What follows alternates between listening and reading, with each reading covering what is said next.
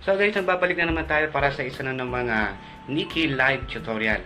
So kung bago ka lamang sa app na to, ito ang iyong dapat gawin. Buksan lamang ang Nikki Live app at pindutin ang live icon na nasa baba ng iyong screen. Palitan lang ang live cover photo para mas madali makilala at dapat clear ang photo. Edit lamang dito sa tabi ng cover photo mo kahit na ano, kung singer ka o dancer ka, kahit anong pwede mo ilagay dyan. Dito sa bandang baba, kung nakikita ninyo, ay may option kayo kung party live or solo. So, dito muna tayo sa solo live. So, kung gusto nyo naman enhance or lagyan ng filter ang live ninyo, pindutin lamang po itong beauty icon. Beauty icon na tao, dyan nyo po makikita kung ilang tao ang nasa loob ng live. Dito po sa bandang ibaba, may tatlong guhit. Pag pinindit nyo po ay, kayo na po bahala kung may gusto kayong i-edit dyan. Kung gusto nyo na po end live, pindutin lamang ang X. May dalawa kang pagpipilian dyan, kung continue o end live. So, dyan nyo po makikita ang get income ni Beans. So, off ko na po ang solo live. Let's proceed to party live. Pareho lamang po ang gagawin. Pindutin lamang ang live icon at iset sa party. Kung inyo pong makikita, may option po kayo kung ilang upuan ang gusto nyo. So, kung alam mong marami ang gustong umupo sa party live mo,